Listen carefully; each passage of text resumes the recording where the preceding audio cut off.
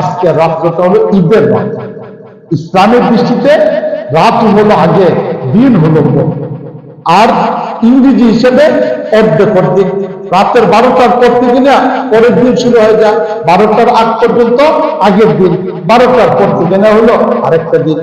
আর বাংলাতে সূর্যটা ওঠার পর থেকে না দিন শুরু হয়, সূর্যটা ওঠার পর থেকে না দিন শুরু হয়ে যায়। কিন্তু ইসলামের দৃষ্টিকোণ থেকে রাত্রটা হলো আগে, দিনটা হলো পরে। তাহলে ইসলাম আর অন্য জায়গায় এ হলো পার্থক্য। তাহলে ইসলামের দৃষ্টিকোণ থেকে আজকে রাত্রে যেটা আসবে এটা হবে ঈদের রাত্র। ঈদের রাত্রের অনেক বেশি পরিমাণ ফজিলত রয়ে গেছে।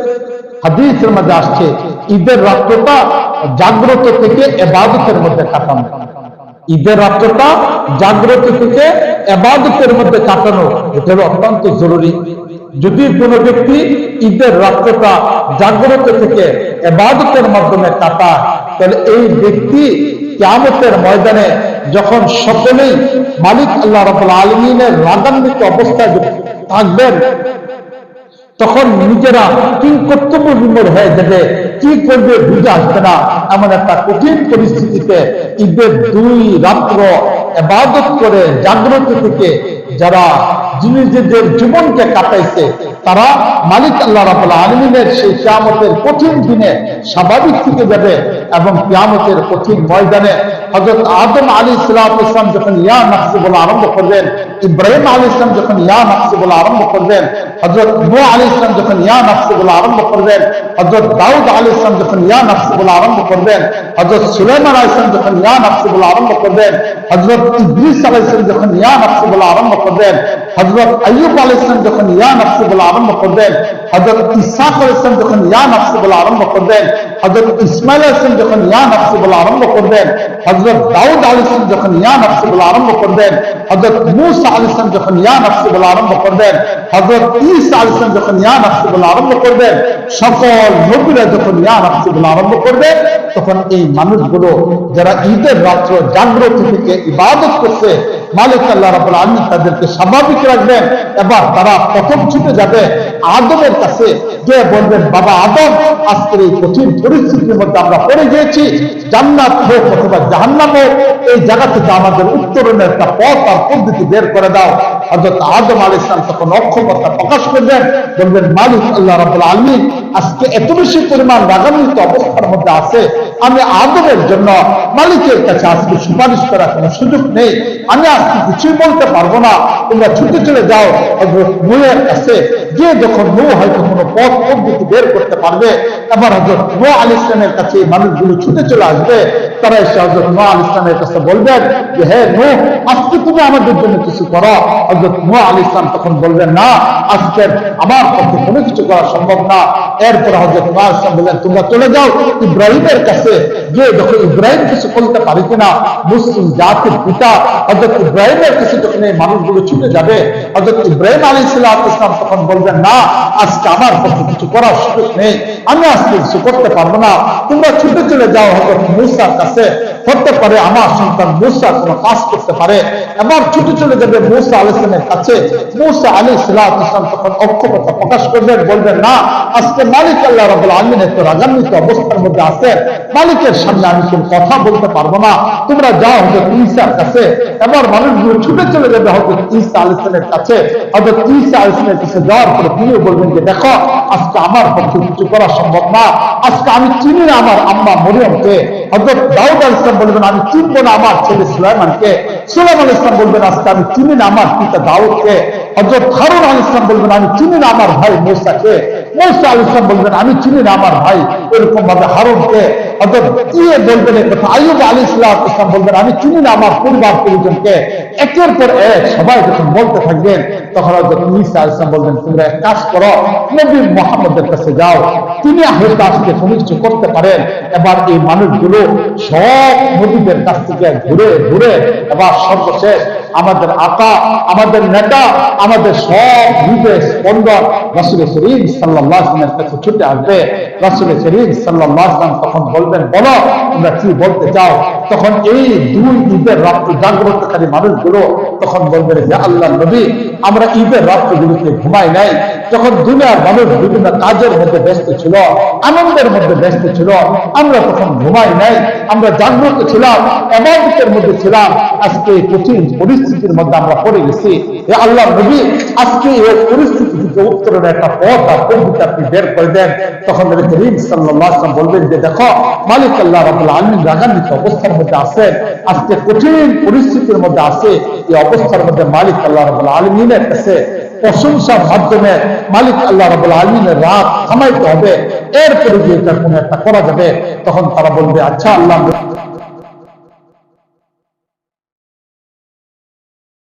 সেই মাঠ থেকে এক প্রান্তে চলে যাবেন। মালিক আল্লাহ রাব্বুল আলামিনের আরশ তখন 12 জন ফেরেশতা তারা বহন করতে থাকবে।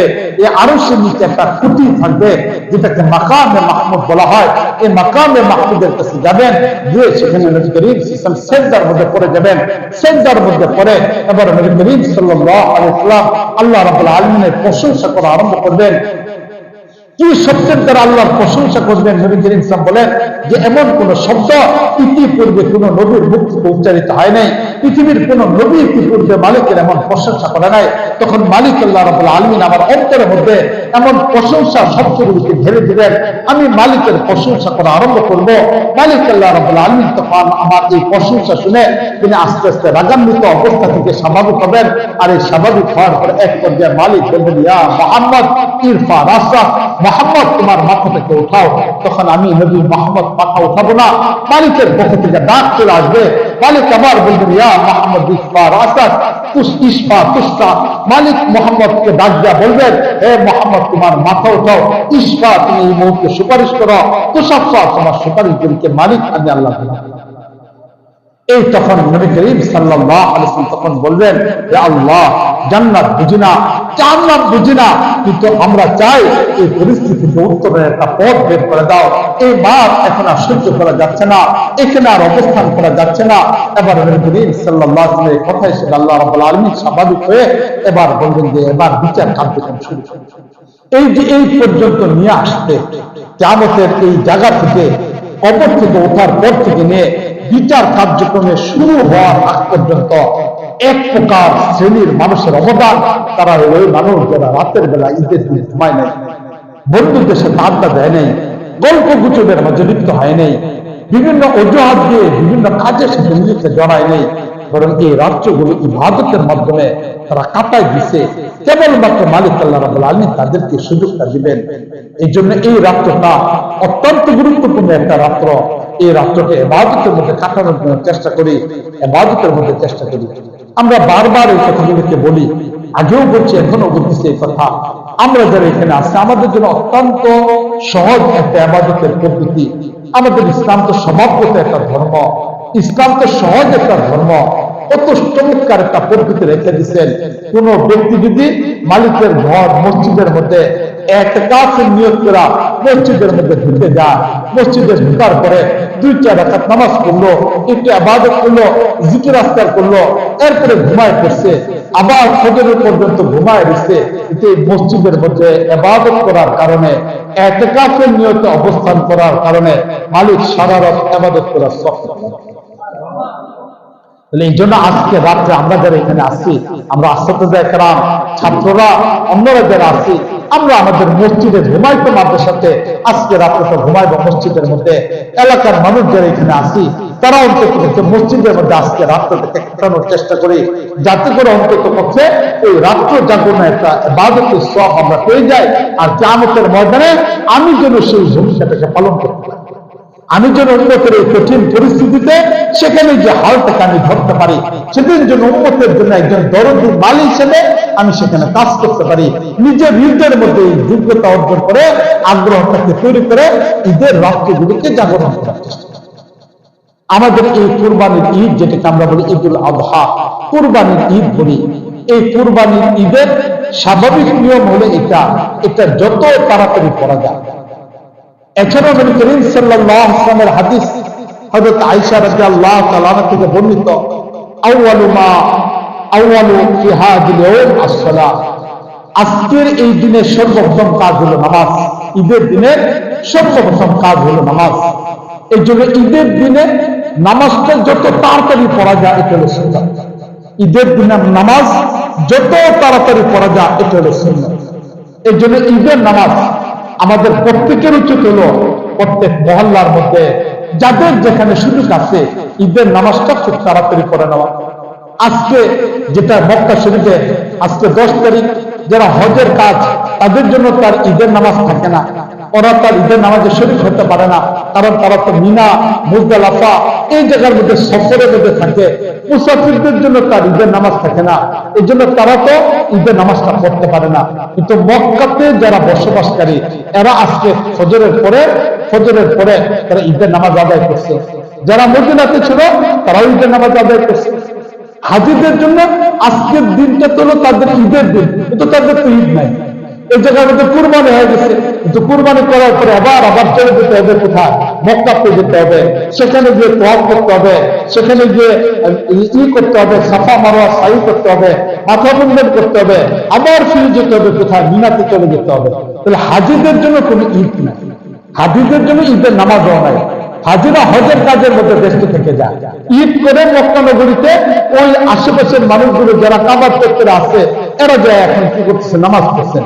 ওই যে ওদের নামাজের দিকে যদি আমরা টাকা দিচ্ছি তাহলে আমরা দেখতে পাবো তারা ফজরের নামাজের সর্বোচ্চ আধা ঘন্টা থেকে 45 মিনিট পরে তারা ঈদের নামাজ পড়ছে। এই জন্য আমরাও চেষ্টা করব যেন ঈদের নামাজটা তাড়াতাড়ি হয়।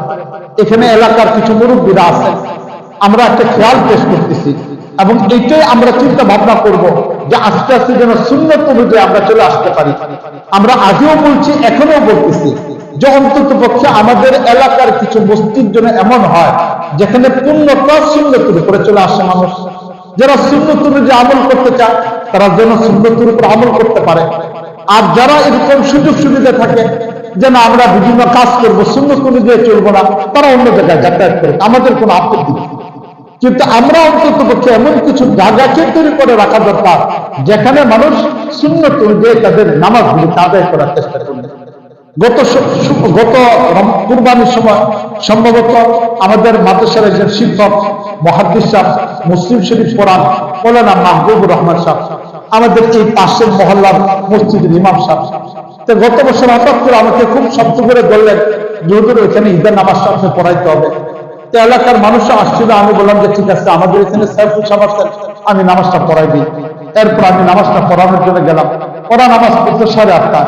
আমি গতবার বলে আসছিলাম যে আপনারা আমল শুরু করে দেন, ফজরের পরেই যদি ঈদের নামাজটা হয়ে যায়। এই বছর তারা নামাজ নিয়ে আসছে 7টার মধ্যে। তাহলে আলহামদুলিল্লাহ যে জায়গাগুলোতে বলা হচ্ছে মানুষ তো আমলের উপরে চলে আসতেছে। আমি ঢাকায় যে মসজিদে জুমার নামাজ পড়াই ওইখানে নামাজ ছিল 8টা, এই বছর তারা নিয়ে আসছে 7টার মধ্যে নিয়ে আসছে। আস্তে আস্তে মানুষ সুন্নত অনুযায়ী যে জায়গাগুলোতে আমরা বলতেছি আলহামদুলিল্লাহ মানুষ সুন্নতের উপরে চলে আসতেছে। আমরা চাইতেছি আমাদের খানকাটাও পরিপূর্ণ যেন সুন্নতের উপরে চলে আসে।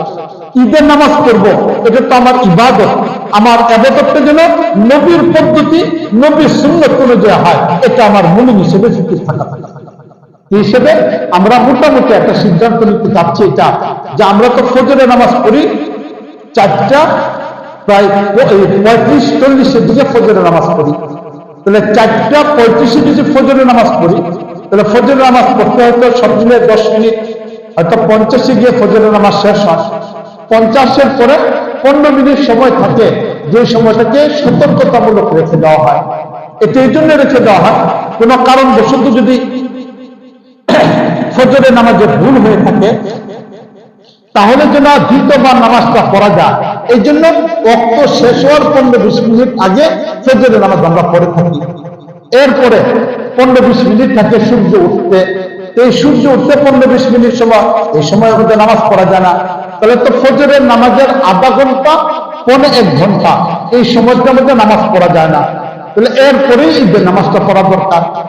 তো হিসেবে যদি আমরা ধরি তাহলে সর্বোচ্চ পর্যায়ে 5:45 আমরা নামাজ পড়ি, 5:45 আমাদের নামাজ হয়ে যাওয়া দরকার। তাহলে এটা সুন্নত অনুযায়ী চলে আসে। আমরা আমাদের এলাকা আশেপাশের অন্যান্য মানুষ এই সার্বিক বিষয়গুলিকে বিবেচনা করে, যেহেতু আমরা এখনো পর্যন্ত ওইভাবে অভ্যস্ত হতে পারি নাই, আমরা এখনো পর্যন্ত ওইভাবে নিজেদেরকে তৈরি করতে পারি নাই। এই জন্য আমরা চিন্তা ভাবনা করতেছি যে আমরা ঈদের নামাজটা 6:30টায় পড়ব। এলাকার মুরব্বীরা কি বলেন? হ্যাঁ, জি, 7টা না, 7টা দেরি হয়ে যায়, 6:30টায় পড়ি, এরপরেও তো দেখা যায় 5-7 মিনিট দিকে চলে যায়। হ্যাঁ, আমরা সুন্নত অনুযায়ী, জি, আমরা সুন্নতের উপরে চলে আসতে চেষ্টা করি। আমরা আস্তে আস্তে চেষ্টা করি আশেপাশের মসজিদগুলো যেমন থাকো, আমাদের খানকাটা যেন পুরো 100% সুন্নতের উপরে চলে আসে, এটাকে যেন আমরা সুন্নতের উপরে নিয়ে আসতে। সেই হিসেবে ইনশাল্লাহ আমরা আগামীকালকে আমরা ঈদের নামাজ 6:30টায় পড়ব। 6:30 আমরা ঈদের নামাজ পড়বো। 5:45 থেকে নিয়ে ইনশাল্লাহ আমাদের অত্র মসজিদের খতিব সাহেব ছিলেন, আমাদের মাদ্রাসার শেখুল হাদিস, আমাদের নায়েবে মুহতামিম হযরত মাওলানা সাইফুল ইসলাম সাহেব দামাত বরকাতুহু 5:45 তিনি বয়ানে বসে গেলেন। এরপরে আমি ইনশাল্লাহ নামাজটা আমি পড়াবো এবং দোয়া আপনাদেরকে নিয়ে, এলাকার মহল্লার মানুষদেরকে নিয়ে ইনশাল্লাহ আমি ঈদের নামাজ পড়াবো এবং দোয়া করবো ইনশাল্লাহ। তাহলে আমরা ইনশাল্লাহ আগামীকাল 6:30 ঈদের নামাজ পড়ার সিদ্ধান্ত নিয়ে নিলাম। আল্লাহ রাব্বুল আলামিন আমাদেরকে কবুল ও মঞ্জুর করুন। ঈদের এই দিনে যারা কুরবানি দিবে তাদের জন্য সুন্নত হলো এটা, ফজরের নামাজের পর থেকে নিয়ে কোনো কিছু না খাওয়া। রোজার ঈদের সুন্নত হলো ফজরের নামাজ পড়ে কিছু খাওয়া নেই, মিষ্টি জাতীয় কোনো বস্তু ঈদের পরেই, ফজরের নামাজের পরেই খেয়ে নেওয়া। ঈদগাহে আসার আগে এই সুন্নত, এটা হলো সেই রোজার ঈদের সুন্নত। এই জন্য আমরা প্রতি বছর আমাদের খানকা ওই ঈদের দিন, রমজানের ঈদের ফজরের নামাজের পরে গেটের মধ্যে খেজুর নিয়ে দাঁড়ানো থাকে। এটা আমরা খানকাতে সবসময় করি। ওই রমজানের রোজার পরে ঈদ, ফজরের নামাজের পরেই আমরা একদম ফজরের নামাজ শেষ, সাথে সাথে মসজিদের সামনে খেজুরের নিয়ে, প্লেটের মধ্যে খেজুর নিয়ে দাঁড়ানো থাকে। 2টা, 3টা, 1টা, 5টা বেজুর, এটা সুন্নত। এই হিসেবে আমরা ফজরের নামাজের রোজার ঈদের সময় তার বার্তা করে থাকি। কিন্তু যেহেতু কুরবানির ঈদে ঈদের নামাজ পড়তে আসা, না খেয়ে আসা, মিষ্টি জাতীয় কোনো বস্তু না খাওয়া, এটা হলো সুন্নত। এসবে ফজরের নামাজের আগে কোনো কিছু খাবো না, অথবা যদি খাইতে হয় তাহলে একদম শেষ রাতে ফজরের নামাজের আগে, সময় হওয়ার আগে খাওয়া ফেলাবো। রাতে শেষ রাতে কিছু খায় না।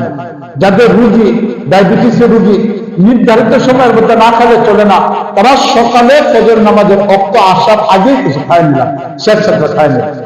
এরপরে ফজরের নামাজের অক্ত হয়ে গেলে আর কিছু না খেয়ে একদম ঈদের নামাজটা সকালে পড়ে ফেলবো। ফজরের নামাজ পড়লাম, ঈদের নামাজ পড়লাম, ঈদের নামাজের পরে গিয়ে কুরবানি দিলাম। কুরবানি দেওয়ার পরে কুরবানির গোশত রান্না করে সর্বপ্রথম তার একটা টুকরা মুখে দেওয়া, এটাই সুন্নত। এবার যদি নামাজটা 8টায় হয়, 9টায় হয়, তাহলে এবার বলেন কতখানি বিলম্ব হয়ে যান। যে মানুষটা ডায়াবেটিসের রোগী, যে মানুষটা সকাল থেকে সুন্নতের উপর আমল করতে গিয়ে সে কোনো কিছু না খেয়ে থাকলো, এবার 9টা অথবা 8টা সে ঈদের নামাজ পড়লো। ঈদের নামাজ পড়লে আধা ঘন্টা যাবে, এরপরে বাড়িতে যাবে, কুরবানি দিতে প্রস্তুতি গ্রহণ করবে, এরপরে কুরবানি দিবে। শরীরের মাধ্যমে যদি কুরবানি হয় তাহলে সব কিছু ভাগ বটরা করে বাড়িতে যাইতে যেতে তার দেখা যাবে 12টা, 1টা বেজে যাবে। মানে 1টার পরে রান্না করা করে খাইতে এই লোকটা কি পরিমাণ ক্ষতিগ্রস্ত হয়ে যাবে। তাহলে ঈদের নামাজ বিলম্ব করে পড়ার কারণে সুন্নত অনুযায়ী আমল হয় না, সুন্নতের উপর আমল করা যায় না, অথচ এটা গুরুত্বপূর্ণ একটা সুন্নত।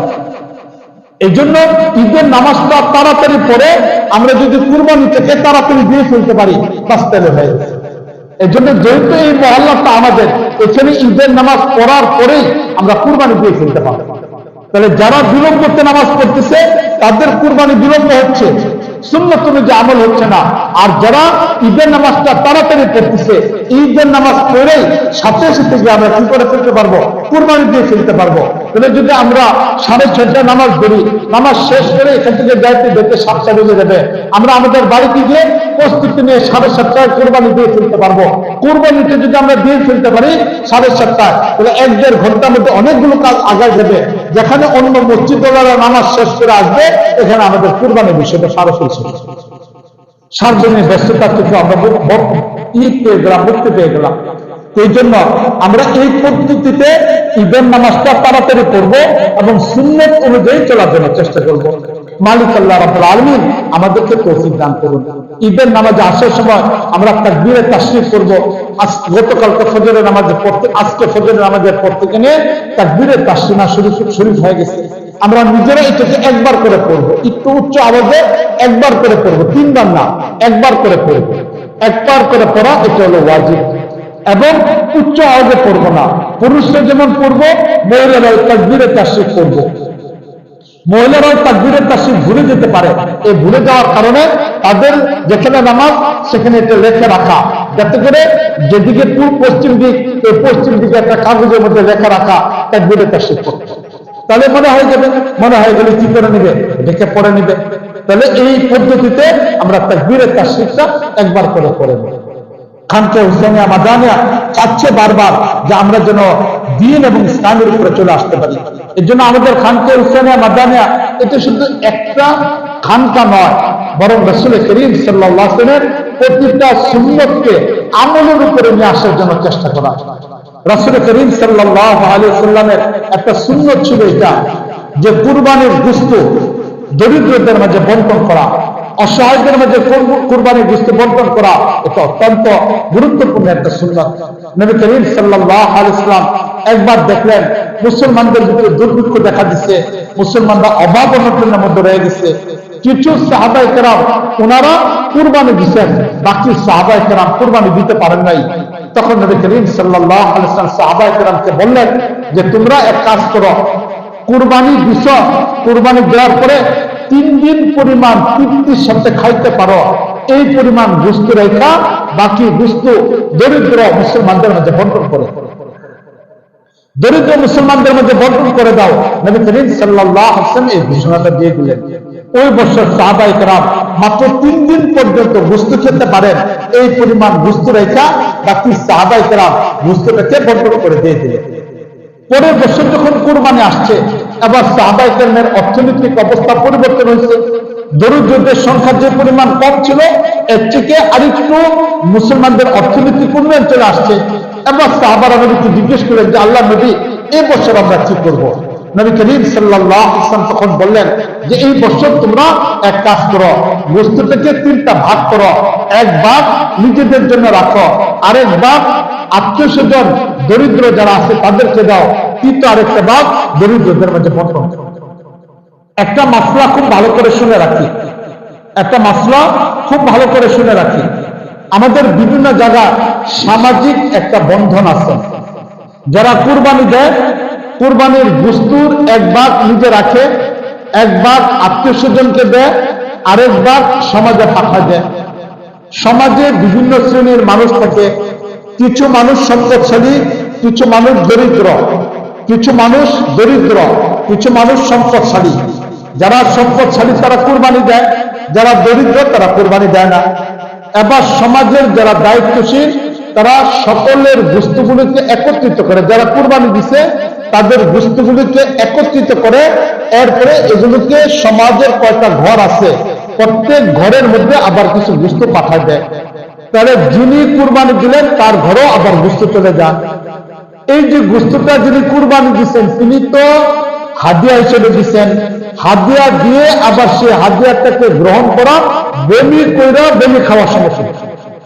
তাহলে কেউ যদি বমি করে আবার যদি বমিটা খায়, তাহলে এটা যেমন ঘৃণিত একটা কাজ, ঠিক অনুরূপ ভাবে হাদিয়া দিয়ে হাদিয়া ফেরত নেওয়া এটা ঘৃণিত একটা কাজ।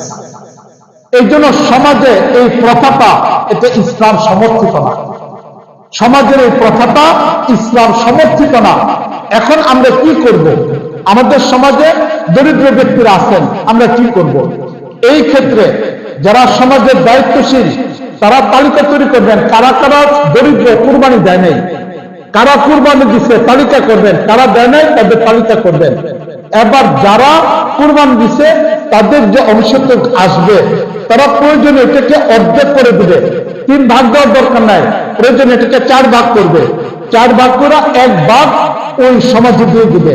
এবার সমাজের দায়িত্বশীল ব্যক্তিরা সমাজের মধ্যে যারা কুরবানি দেয় না তাদের মধ্যে এটা বন্টন করবে, যারা দিচ্ছে তাদেরকে আর ফেরত দেওয়ার দরকার নেই।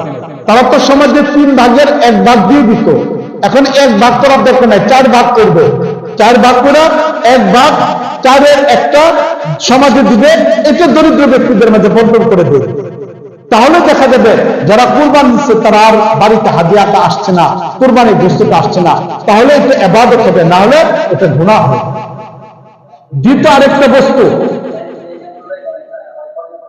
না এটা হবে না, এটা পরিবর্তন করে ফেলতে হবে, হ্যাঁ এটা পরিবর্তন করবে। দ্বিতীয় আরেকটা বস্তু, আমরা অনেক সময় আমাদের আত্মীয় স্বজনদের ভিতরে কুরবানি দিয়ে থাকি, কুরবানি গোশত আদর প্রদান করে থাকি। যিনি কুরবানি দিচ্ছেন তারে আমি দেই, সে আবার আমাকে অল্প একটু গোশত ফেরত দেয়, এটাও ঠিক না, এটাও ঠিক না। তাহলে তো এখানেও হাদিয়া আদান প্রদান হচ্ছে, এখানেও হাদিয়া আদান প্রদান হচ্ছে। তাহলে আমি যিনি কুরবানি দিচ্ছেন, আমি তার বাড়িতে কয়েক টুকরা পাঠালাম, 3 টুকরা 5 টুকরা পাঠাইলাম, উনি আবার আমার বাড়িতে কি গেলেন 4-5 টুকরা পাঠাইলেন। এই যে একটা সামাজিক অবস্থা, এটা ইসলাম সমর্থন। এর জন্য আমার আত্মীয় স্বজনদের মধ্যে থেকে যারা কুরবানি দিচ্ছেন তাদেরকে আমার দেওয়ার দরকার নাই, ওনারা তো কুরবানি দিয়ে ফেলছেন। আত্মীয় স্বজনদের মধ্যে থেকে যারা কুরবানি দেয় নাই তাদেরকে আমরা কি দিব, একটু বাড়ায় গোশত দিয়ে দিব, যাতে করে তারা কি করতে পারে, খেতে পারে। এই যে প্রক্রিয়া, এই প্রক্রিয়াগুলো থেকে আমরা বের হওয়ার চেষ্টা করি। কুরবানির চামড়া এটা যদি কোনো প্রস্তুতি করা লবণ লাগায়া এটাকে রোদের মধ্যে শুকায়া এটাকে কাটতে সুন্দর করে আপনি জায়নামাজ বানান, তাহলে জায়নামাজে বানাইতে পারেন। এটার দ্বারা যদি আপনি মটকা তৈরি করেন, তাহলে মটকা তৈরি করে পানি ব্যবহার করতে পারেন। এটার মধ্যে আপনি বিছনা বানিয়ে চাদর বানিয়ে ঘুমাইবার চান, ঘুমাইতে পারবেন। তা আমার বাসা বড় একটা ছাগলের চামড়া আছে, রাম ছাগলের বড় একটা চামড়া আছে, এটা আমি মাঝে মাঝে তুষে গ্রুপে দিয়ে ঘুমাই, ঘুমাইতে আরাম লাগে। তো বড় রাম ছাগলের একটা চামড়া আমাকে একজনে হাদিয়া দিচ্ছে খুলনা থেকে, তো উনি একটা হাদিয়া দিচ্ছেন, বড় একটা রাম ছাগলের চামড়া, একটা চমৎকার, কোনো গন্ধ নাই, কোনো কিছু নাই। এটা অনেক সময় আমি বিছনার উপর দিয়ে আরাম লাগে, শুয়ে থাকি, শুতে মজা লাগে। এখন যদি কেউ এইভাবে এটাকে প্রস্তুতি করে ব্যবহার করেন, তাহলে ব্যবহার করতে পারবেন, কোনো অসুবিধা নেই।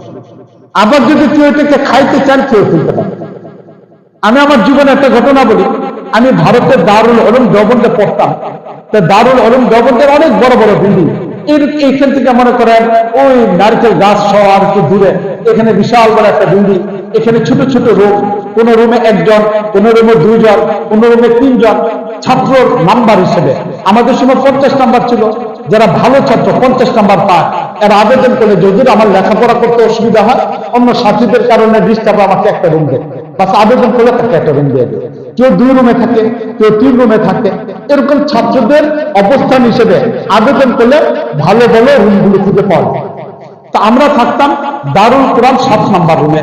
আমরা যে বিল্ডিংটা থাকতাম, এখানে সব মিলে 250-300 ছাত্র আমরা থাকতাম, কিন্তু এর মধ্যে দারুল কোরআন এই বিল্ডিং এর নাম ছিল দারুল কোরআন, এই বিল্ডিং এর 7 নাম্বার আমি থাকতাম।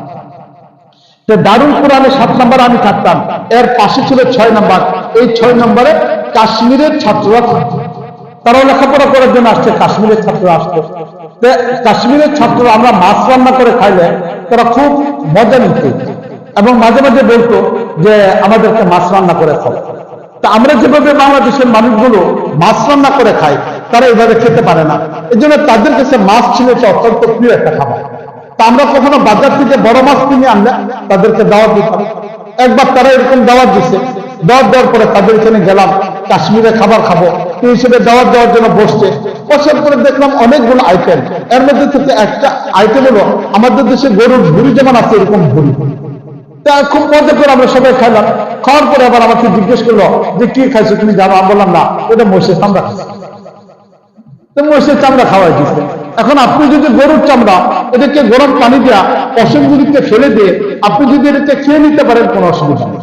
তবে বিক্রি করলে যে টাকাটা আপনি পাইবেন এই টাকাটাই দান করে দিতে হবে, এটাকে ভাঙা উচিত না, বরং যে টাকাটা বিক্রি করলে খুব ওই টাকাটাই দিয়ে দেওয়া। অথবা যদি এটা না দেন, মাদ্রাসা অথবা গোরাবা ফান্ডে দান করে দিয়ে দেন, মাদ্রাসা অথবা গোরাবা ফান্ডে দান করে দিয়ে দেন। এইভাবে কুরবানির চামড়া কাজগুলোকে করা, নবী করিম সাল্লাল্লাহু আলাইহি ওয়াসাল্লামের সুন্নাত হলো দরিদ্রদের মাঝে কুরবানির গোশত বিতরণ করা। তাহলে এখন কুরবানির গোশত পরবর্তী নবীকে জিজ্ঞেস করেন, আল্লাহ নবী প্রথম বছর তো আমরা দরিদ্র ছিলাম, পরে নবী পদ্ধতি বলে দিচ্ছেন। এখন কোন ব্যক্তি যদি পুরা গোশতটাকে ফ্রিজের মধ্যে রেখে দেয়, যত করে টুকরা টুকরা করে পুরাটা ফ্রিজে রেখে দিচ্ছে, নিজে একলা খাবে, কোনো অসুবিধা নেই। আবার যদি মুসলমানদের মধ্যে বন্টন করে 3 প্রক্রিয়াতে 3 ভাগ করে বন্টন করতে পারবে। আমাদের খানকা হুসেইনিয়া মাদানিয়া অনেকগুলো প্রকল্প হাতে নেন, যে খানকাটা শুধু একটা খানকা না, এটা অনেকগুলো প্রকল্প হাতে নেয়। এর মধ্যে থেকে বান্দরবন, সেখানে একটা গরু আলহামদুলিল্লাহ আমরা আমাদের উদ্যোগে কুরবানি দিচ্ছি। একদম বান্দরবন প্রত্যন্ত অঞ্চলে হেঁটে গেলে 6 ঘন্টা লাগবে, এত দুর্গম জায়গা।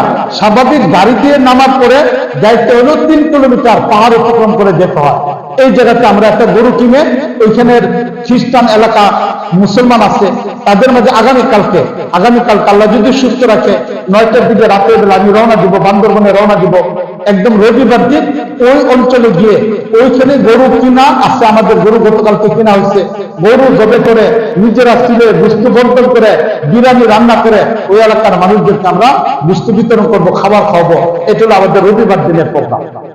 আমি নিজে বান্দরবনে চলে যাচ্ছি। এই বান্দরবনে আমরা গরু কুরবানির ব্যবস্থা করছি। আমাদের বাংলাদেশের পঞ্চগড়, এই পঞ্চগড়ে সেখানে আমরা কুরবানির ব্যবস্থা করছি। আমাদের বাংলাদেশের শেরপুর নালিতাবাড়ি, এই নালিতাবাড়িতে গত মাসের 29 তারিখে পাহাড়ে হঠাৎ করে 42টা হাতি আক্রমণ করছে, এবং 42টা হাতি এত ব্যাপকভাবে আক্রমণ করছে 31টা পরিবারের ঘর বাড়ি সব ভেঙে ফেলেছে। এখানে থাকার মতো কোনো ব্যবস্থা নেই। এর মধ্যে থেকে একজন মহিলাকে পায়ের মধ্যে পিষে হাতি মেরে ফেলছে। একটা পুরুষও মারা গেছে, একটা নারীও মারা গেছে। এই একটা করুণ পরিস্থিতিতে এই সংবাদটা জানার পরে 3 দিন আগে আমি নিজে সেখানে চলে গেছিলাম। চলে যাওয়ার পরে সেখানে গিয়ে আমরা ওই দরিদ্র পরিবারগুলিকে কিছু আর্থিক সহযোগিতা করছি। একটা লাইভ অনুষ্ঠানের মধ্যে আমি আবেদন করছিলাম, একজন বিধবা মহিলা, তার স্বামী মারা গেছে 8 বছর আগে, তার 3টা মেয়ে ছিল, কোনো ছেলে সন্তান নেই। এই 3 জনের মধ্যে 2 জনকে বিয়ে দিচ্ছে, একটা মেয়ে এখনো পর্যন্ত বিয়ের উপযুক্ত পাত্র নাই, অর্থ নাই। তার 3টা ঘর ছিল, 3টা ঘরে হাতে ভেঙে ফেলেছে। এখন একটা উপযুক্ত মেয়েকে নিয়ে মা ঘরের বারিন্দাতে, ভাঙ্গা বারিন্দাতে অবস্থান করতেছে।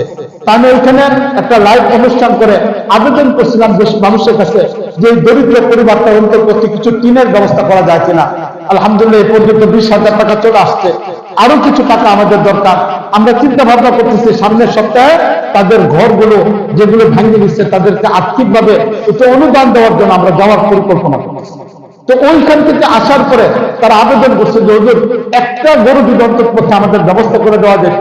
আমরা আজকে 15-20 দিন হয়ে যেতেছে হুজুর, একটা করুণ পরিস্থিতিতে নিজের বাড়িতেও থাকা যায় না, এই অবস্থার মধ্যে আমরা আছি, খুব কষ্ট হচ্ছে, পেট ভরে খাবারও খেতে পারি না, আমরা এটারও একটা ফিকির করতেছি। এরপরে সাভারে বেদে পড়লি, আমাদের দেশে বেদেরা আছে, তারা 100% মুসলমান। এই বেদেদের ব্যাপারে আমরা কোনো খবর রাখি না। এই বেদেদের জন্য সাভারে আগামীকালকে আমরা ওইখানে 3টা ছাগল জবে করে ওইখানে রবিবার দিন আমাদের মৌলানা রুহুল আমিন সাহেব চলে যাবেন ওখানে বেদে পল্লীতে কাজ করার জন্য। মৌলানা রুহুল আমিন সাহেব রবিবার দিন চলে যাবেন। এরকম ভাবে রবিবার দিন বিকাল বেলা শেরপুরে বেদে পল্লী, ওইখানে আমরা কাজ করার চিন্তা ভাবনা করতেছি। তা আমাদের এই খানকা হুসেইনিয়া মাদানিয়া অনেক ধরনের কাজগুলিকে গ্রহণ করে। এর মাঝে আমাদের এখানে এতিম বাচ্চা, অসহায় যারা আছেন, দরিদ্র মুসলমান যারা আছেন, এদের জন্য যেরকম আমাদের ফিকির করা হয়, সবগুলো প্রায় 10টার মতো গরু ছাগলের ব্যবস্থা করে আমরা অন্যান্য জায়গায় এই কুরবানির আয়োজন করছি। এই জন্য আমাদের খানকা শুধু একটা খানকা না, মানে এটা ইসলাম এবং দ্বীনের বড় একটা মার্কাজ। এবং এটাকে আমরা চাই 100% যেন এটি ইসলামের উপরে চলে আসে, দ্বীনের উপরে চলে আসে, নবী সুন্নতের দ্বারা যেন আমরা আমাদের সবকিছুকে চালাতে পারি। আল্লাহ আমাদেরকে তৌফিক দান করুন। এলাকার মানুষ যারা এখানে আছেন, যেহেতু এটা দরিদ্র একটা প্রতিষ্ঠান, এখানে অনেক বাচ্চারা লেখাপড়া করে, এই জন্য আমরা যারা এখানে আসি আমাদের কুরবানির চামড়ার ব্যাপারটাও আমরা এই প্রতিষ্ঠানের সাথে যারা সম্পর্ক, এই বিষয়টিকে ফিকির করব। এলাকার যুবকরা যারা আছেন তাদের কাছে আমরা আবেদন করলাম যে আপনারা এই ব্যাপারে আগামীকালকে আমাদেরকে সহযোগিতা করবেন, যাতে করে কিছু চামড়ার একটা ব্যবস্থা, এগুলোর দ্বারা আমরা আমাদের এই দরিদ্র বাচ্চাদের বিষয়গুলিকে পূরণ করার চেষ্টা করি। মালিক আল্লাহ রাব্বুল আলামিন আমাদেরকে দ্বীন এবং ইসলামের সাথে পরিপূর্ণভাবে চলার তৌফিক দান করুন। ওয়া আখিরু দাওয়ানা আনিল হামদুলিল্লাহি রাব্বিল আলামিন। আমরা সুন্নাত করি না যারা,